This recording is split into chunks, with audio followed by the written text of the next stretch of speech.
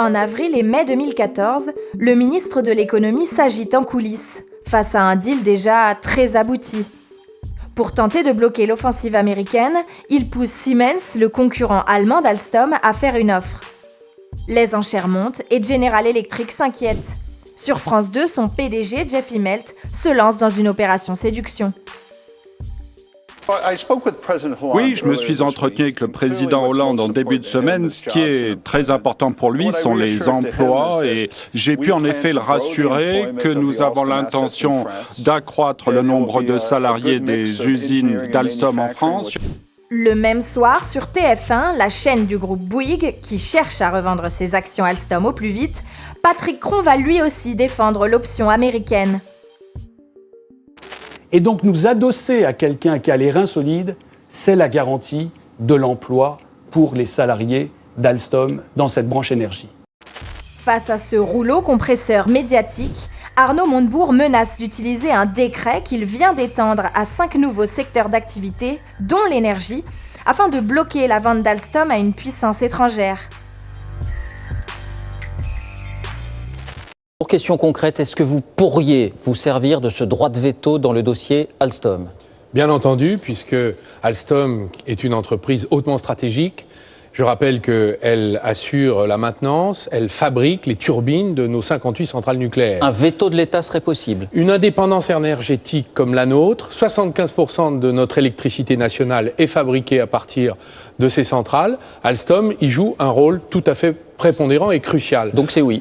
C'est donc tout à fait possible que si nous n'arrivons pas à un bon accord, soit avec General Electric, soit avec d'autres, c'est le cas aujourd'hui de Siemens, l'État qui ne veut pas accepter le laisser-faire. Nos entreprises ne sont pas des proies. Nous ne pouvons pas assister à du dépeçage et que nous restions les bras ballants. D'ailleurs, je vais vous dire, quel est l'État qui accepterait qu'une entreprise de 95 000 salariés, 18 000 en France, soit vendue à la découpe en 72 heures dans le dos du gouvernement. Mais en cet été 2014, Arnaud Montebourg n'est pas le seul à décider.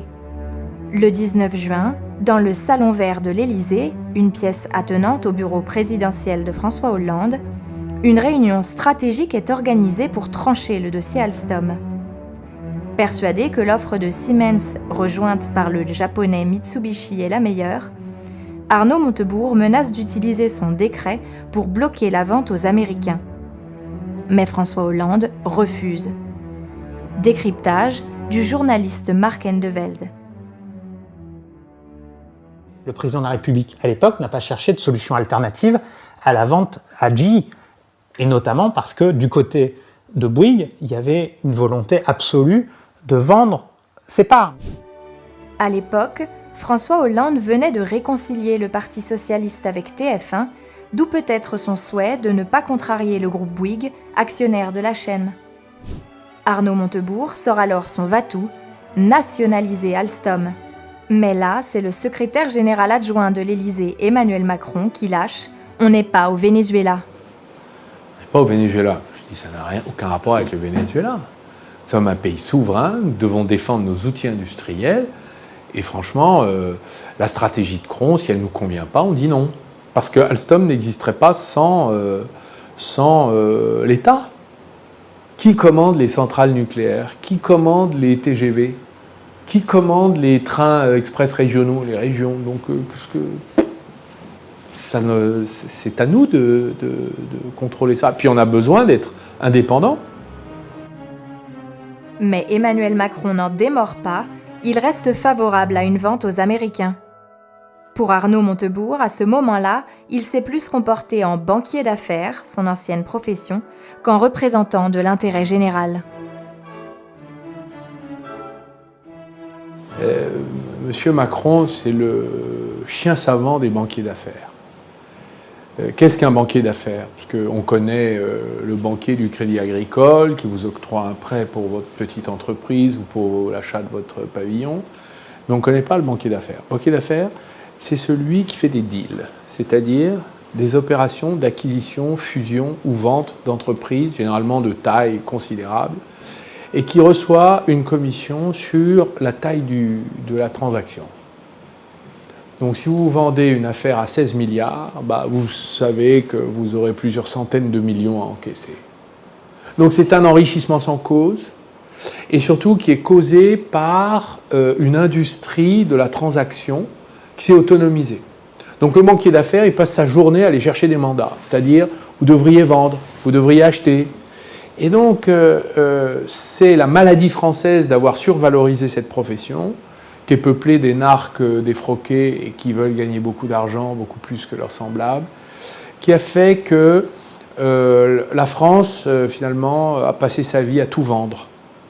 Donc un banquier d'affaires vous explique, quand vous êtes un conglomérat comme Alstom, vous avez l'énergie et le ferroviaire, il va vous dire, faut revenir sur votre cœur de métier.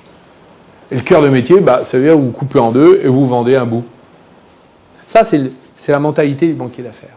Et M. Macron est un chien savant dans cette profession, c'est-à-dire que c'était l'homme des deals, de tous les deals. Il connaissait évidemment toute la place. Quand vous êtes chez Rothschild, vous connaissez toute la place. Vous savez tous les deals qui se préparent, tous les deals qui vont marcher, et vous essayez de vous mettre au milieu. Voilà, c'est le métier.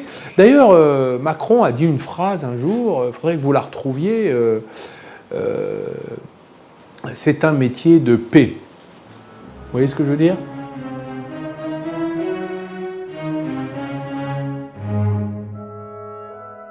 Selon le journaliste Mark Endeveld, Emmanuel Macron continuait à recevoir des notes de la banque Rothschild, également banque conseil de Bouygues, alors qu'il était secrétaire général adjoint de l'Élysée. Mais la responsabilité de la vente d'Alstom aux Américains reviendrait tout de même principalement à François Hollande. Bien évidemment qu'il y avait un lien et il y a potentiellement un conflit d'intérêts, entre guillemets, comme ancien collaborateur de Rothschild pour Emmanuel Macron quand il est secrétaire général adjoint de l'Élysée, chargé de l'économie. Mais ça concerne énormément de dossiers. Sur le plan purement factuel, Emmanuel Macron a eu son rôle, mais le président de la République de l'époque, François Hollande, a eu également son rôle. Et de fait, en fin de réunion, François Hollande tranche. Alstom sera bien vendu aux Américains. 48 heures plus tard, un accord est signé entre Alstom, General Electric et l'État. Sur les photos, Arnaud Montebourg fait bonne figure. Officiellement, cette vente est une alliance d'égal à égal. Finalement, nous avons gagné la bataille industrielle de l'alliance, plutôt que le rachat, dévoration, absorption, que craignaient à la fois nous-mêmes, le gouvernement, beaucoup de Français, mais aussi les syndicats de salariés. Mais pour les réalisateurs d'un documentaire sur l'affaire Alstom diffusé en 2017, Arnaud Montebourg a en réalité été mis en échec et surjoue la victoire. Il a perdu cette bataille, mais il a fait mine de la gagner dans les médias. Ce que je peux comprendre, hein, c'est un politique, hein, il essaye de survivre, mais il n'empêche qu'il a raconté des cracks à l'époque. C'était pas une alliance, c'était une vente. Voilà. En cet été 2014, Arnaud Montebourg a tout de même arraché quelques engagements à General Electric. La création de 1000 emplois en 3 ans, assortie d'une amende si l'objectif n'est pas atteint. Un prêt d'action de Bouygues qui fait de l'État le premier actionnaire d'Alstom pendant 20 mois.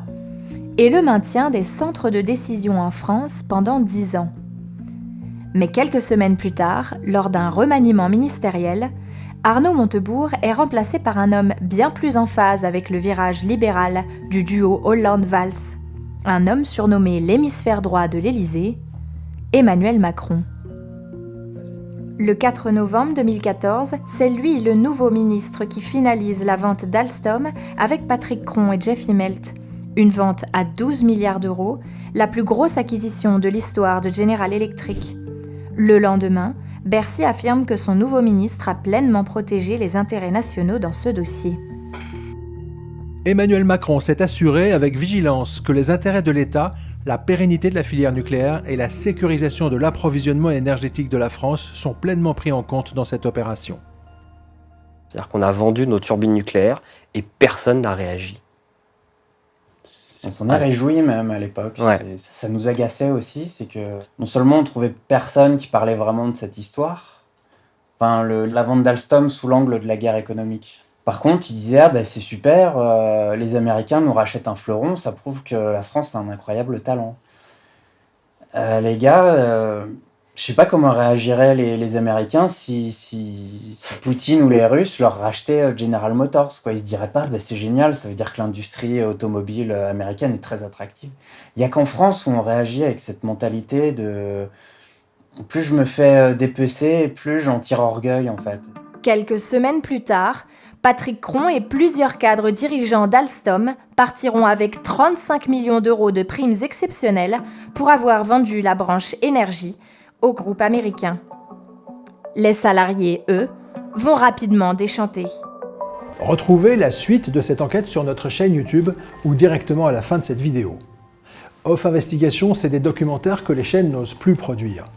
Grâce à vous, notre liberté éditoriale est totale. Vos dons nous permettent d'enquêter et de révéler en vidéo à des millions d'internautes les coulisses d'un monde qui dérive trop souvent à l'abri des regards. Aidez-nous à déverrouiller l'information, faites un don.